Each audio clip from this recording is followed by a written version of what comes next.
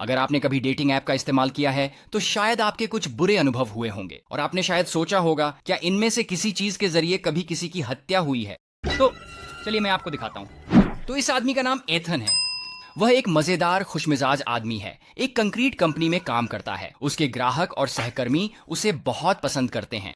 Ethan की जिंदगी अच्छी है और एथन शादीशुदा भी है। और एक दिन वह और उसकी पत्नी, उनकी सोच एक जैसी नहीं है और जल्द ही वे हर समय झगड़ने लगते हैं और यह उसे तनाव में डाल रहा है और वास्तव में उसकी मानसिक स्वास्थ्य पर असर डाल रहा है। और वह चिंतित है और वह ध्यान केंद्रित नहीं कर पा रहा है और उसकी पत्नी उसकी चिंता कर रही है और वह सुझाव देती है कि वह कुछ मदद ले, लेकिन वह नहीं करता। तो कुछ भी नहीं बदलता और दुर्भाग्यवश वे अलग हो जाते हैं। और एथन इस पर है मैं बहुत दुखी है। वह उसे कैसे छोड़ सकती है। और बहुत जल्दी वह वास्तव में अवसादित हो जाता है और जल्द ही सभी लोग इसे नोटिस करने लगते हैं।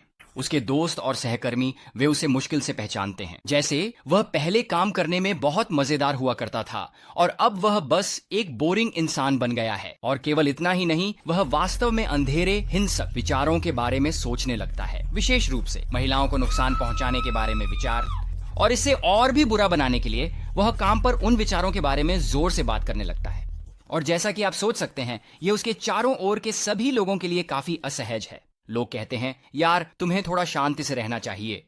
और मुझे ठीक से नहीं पता कि क्या होता है, लेकिन अंततः एथन और उसकी एक महिला सहकर्मी के बीच एक झगड़ा होता है और एथन को नौकरी से निकाल दिया जाता है। और यह उसे और भी गुस्सा दिलाता है। और धीरे धीरे वह अपने परिवार से, अपने दोस्तों से अलग होता जाता है और उसके लिए यह बहुत अकेला हो जाता है। और एक दिन वह इंस्टाग्राम पर है और उसे एक महिला मिलती है जिसके साथ वह किशोरावस्था में काम करता था।